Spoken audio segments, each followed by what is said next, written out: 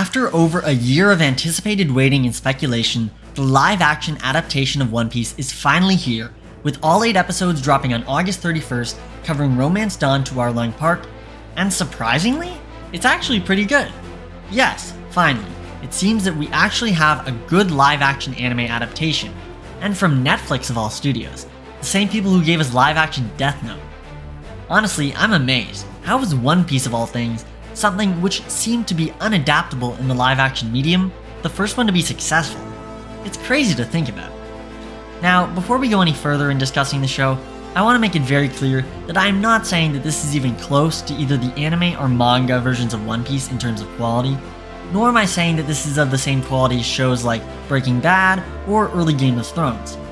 Don't get it twisted. While I think this show is happily enjoyable, it is not top-tier television by any means. In fact, I would even go as far as to say that if I was not a fan of One Piece already, in my opinion, I do not think that I would like this show nearly as much as I do as a One Piece fan. So, while I am excited to see a successful adaptation, and I am going to talk about what the show did well, I am also going to be quite critical of where the show didn't work for me, and why I think it won't work as well for mainstream audiences who are not already familiar with the source material. First off, this show actually feels like a cinematic experience. The costuming and the production design is exceptional. The amount of effort that was put in to bring the world of the manga to life is baffling, and more detailed than I ever expected. From each location's architecture to the props and weaponry, and especially the costumes of each individual character, they're all great and really pulled me back into the East Blue. If there's any part of this show that I would genuinely say is perfect, it's this, as they somehow managed to make these goofy costumes and locales seem lived in and real, rather than stale and jarring to experience in live action form. This is one aspect that most worried me about the live action, as most of the previous live action adaptations feel like actors in cosplay, but this one seems to be the exception to the rule, proving with great designers and artists, it is possible to do the wacky art of the manga justice without it feeling out of place. Now, I will say that obviously some outfits are still quite over the top, but I felt that once you are truly invested in the show, it all works together naturally. I was also very impressed with the CGI, as while it definitely wasn't perfect, especially in regards to some later shots of Buggy's floating head, it never truly pulled me out of the show, but managed to keep me invested and entertained, which was quite shocking, as I assumed all of Luffy's abilities would look horrible on screen, but was pleasantly surprised to be proven wrong. This ability to pull the audience into the scene nicely transitions to the next point I wanted to discuss, which is the cinematography and lighting, as it is so vital in bringing the viewers through the screen and into the world, and is another place where many adaptations in the past have struggled due to very amateurish camera work and especially bad lighting. This show, however, really good in all aspects. It's definitely not reinventing the wheel in terms of the visual work, but it has some nice flair and style that works to bring the tone and energy of the scenes to life, and there were rarely many shots that I felt stuck out as extremely poor. I really appreciated that they worked very hard, especially in this aspect, to have many of the iconic moments be shot-for-shot remakes of the manga panels, as it shows a love for the source material and attention to detail that is very commendable. Again, it was refreshing to see a show with a very unique style that is committed to its camera work unapologetically throughout all 8 episodes of its runtime for the first season. Also, can we talk about the action? Holy cow, I did not expect to be so impressed with the level of choreography and fluidity to the fights. They were actually so exciting and fun, especially Zoro, whose fights were all incredible in terms of stunt work and sword choreography. Definitely the highlight of the show for me personally. It was very smart to cast an actor who can do his own stunts, as it allowed for much more continuous shots due to not having to work with stunt doubles as much. A really great decision on their part, and again, I cannot talk more about how unexpectedly amazing the action scenes were. Speaking of casting, let's talk a bit more about it. Honestly, I felt that everyone was pretty decent. All of the Straw Hats had great chemistry, which I'm really glad for, since without it, the show has no feet to stand on, as their relationships are the core of the One Piece story. Everyone else I also thought was pretty good too. Honestly, I don't have many complaints with the cast themselves, and most of the problems in regards to some of the acting are due to other things I'll talk about later and not the actors themselves necessarily. In general, with live action shows, they often hire relative unknowns to save on budget, and with a cast this big, they definitely need to do that here. Thus, I don't really feel like criticizing the acting too hard, but I will just say that there was no one who I felt gave an exceptional performance. Everyone was quite serviceable, but there wasn't one who I felt gave an all-timer or anything. But again, most of the faults in regards to performances I'm going to put to other aspects, which allows me to move on to my next topic, which is the screenplay or script. And this is the part where I'm going to be quite a bit more critical, as I believe it is easily the weakest aspect of the show, at least in my opinion. So, if you don't know, the screenplay is essentially a novel put to screen. It details the events that take place, the way in which scenes play out, as well as the dialogue that goes along with it. Now that's a very basic, bare-bones explanation, but that's all you really need to understand this portion of my criticism. Essentially, when people talk about the quality of a show's writing, they are talking about the quality of the screenplay. Now, in general, I think that the writing for each episode was quite solid. They did a good job in staying faithful to the source material while also making changes that would allow the story to work better based on the 8-episode format, as well as the production costs and timelines they had. Now, a lot of these changes worked for me, however, some also, I will say, really did not. First off, while there are moments in the later episodes that are great, I think that the first episode is probably the best episode of the show in terms of adapting the story to a 1-hour live-action episode without straying unnecessarily from the source material.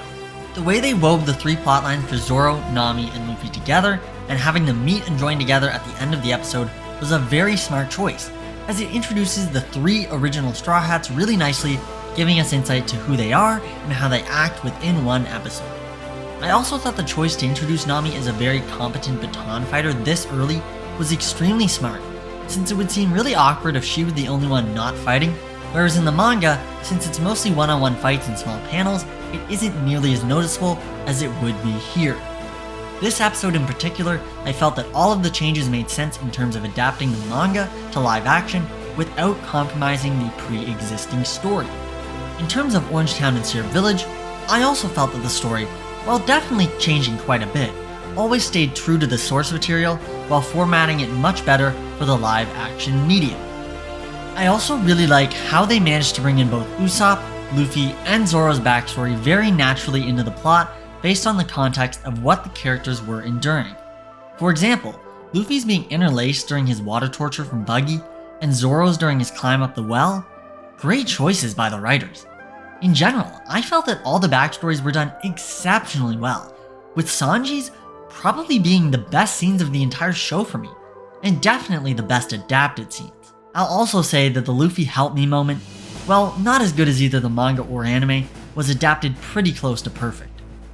I also really wish they did the walk to Arlong Park like in the anime, but alas, they chose to follow the manga more rigidly in that regard, which is fine. I will also say that the other iconic moments, such as Shanks saving and giving the hat to Luffy, Zoro vowing to never lose again, and Sanji thanking Zeph, were done adequately well. However, maybe not as well as I personally might have hoped, and not as well as Luffy helped me, at least in my opinion. Now, this is where I'm going to get into my biggest complaints, starting with the fact that this show needed at least 2 more episodes to fully flesh out Arlong Park and Baratie, because only 2 episodes, especially for Arlong Park, made both arcs feel much less important than they truly are, and forced them to rush through many developmental moments which I believe are super important. I mean, why on earth was Syrup Village given the same amount of time as Arlong Park? Are you kidding me? And somehow, Kuro was a more intimidating villain than Arlong, of all people? Yeah, they definitely needed 2 more episodes to fully flesh out the 2 latter arcs, as they just felt so much smaller in scale and significance than they did in either anime or manga. The pacing just felt much more uneven than it did in the early episodes, as they started having to pack much more into each scene within the second half of the season. Speaking of needing more time, the Kobe and Garp story edition, which took up what felt like 1/3 of each episode, was horrendous, and wasted so much time that could have been spent elsewhere with the Straw Hats.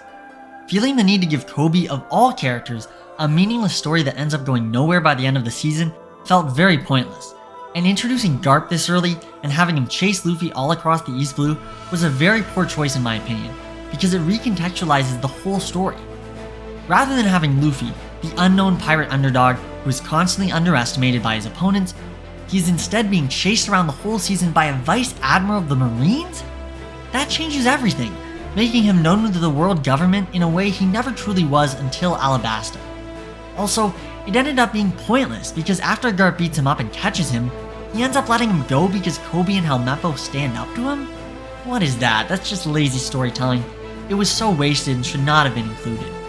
Look, I understand that they wanted to give a source of tension between the crew knowing Luffy hid his heritage from them, as well as give another external threat and provide Kobe with some development, but no, none of that worked for me, especially due to the fact that they can't do anything with it since they aren't wanting to be extremely disloyal to the source material, and so the plotline doesn't truly matter and is resolved very poorly in the last episode. This pointless side story taking up so much runtime really bogged down the pacing and should have been used to flesh out Arlong and Baratier much more and give them a feeling of greater significance to the story. Lastly, I want to talk about the dialogue and directing. Manga in general, and especially shonen, are known for having dialogue that is very over the top and unrealistic. And while I love One Piece's dialogue within the medium of manga and anime, I do not think that it translates that well to live action. Thankfully, the writers for the live action clearly recognized this and chose to change a lot of the dialogue to make it work better within the context of live action conversations, while still keeping the nature of what was said within the source material intact within important moments. They also did a good job of incorporating iconic lines within the live action without them feeling cheesy or over the top. I'll also say that a lot of the quippy dialogue between the Straw Hats was a lot better than what was portrayed in the trailer, and there were actually quite a few comedic moments that really worked for me. The dialogue made the crew really feel like friends who are still very different people from one another and with very different ways of thinking and viewing the world. Now, while I do think the dialogue was quite good, it's definitely nothing to write home about, and there were definitely a few lines that weren't too good. I also felt that the way the conversations were directed at different points made the acting feel quite stilted and disjointed, which was what I referred to earlier, as I don't think it was the actors' fault, but more so the way the dialogue was written and directed. It felt like a few more takes should have been done for some scenes in particular, and some of the conversations were edited a bit poorly in trying to put multiple takes together, but feeling quite jarring and not done seamlessly. Overall though, I felt most of the dialogue fit the tone of One Piece in both being heartfelt and extremely goofy at the same time, and most of it worked pretty well for me, while not blowing my socks off in terms of its level of depth and subtlety. In conclusion, I feel like this adaptation worked quite well at bringing the story and world of One Piece to live action without compromising too much in the process. Although it can definitely feel a bit campy at the beginning, once you buy into the tone and aesthetic, it is a pretty enjoyable experience with a very unique atmosphere, giving you a new way to experience the same wonderful story that Oda has created. Certainly no masterpiece, but a successful adaptation that faithfully pays homage to its source material while hopefully bringing One Piece to new fans in the process. Knowing that Oda was really involved with the production and happy with how it turns out makes me feel very happy that he felt that they did justice to his life's work. Hopefully, thanks to the seeming success of this, we can get even more seasons going forward, and maybe even some other anime will be able to be adapted with this much care and success in the future. Thank you so much for watching, and I hope you enjoyed the video. Comment down below your thoughts on the adaptation, as I am really interested in people's different views on how the show turned out. Also, I am thinking about maybe making a super long video analyzing each change they made and discussing my thoughts on it. Let me know if you would be interested in watching that, as I want to see if that's something people would check out. If you want to support the channel, consider dropping a like or a sub. It would be really greatly appreciated, as it helps push the video to even more people. Also, we just hit 2K subs on the channel, and our Big 3 video is close to hitting over 150k views. The support has been insane. Thank you so much. Me and Haben will keep doing our best to put out amazing quality content that you guys can enjoy. See you in the next one. Peace.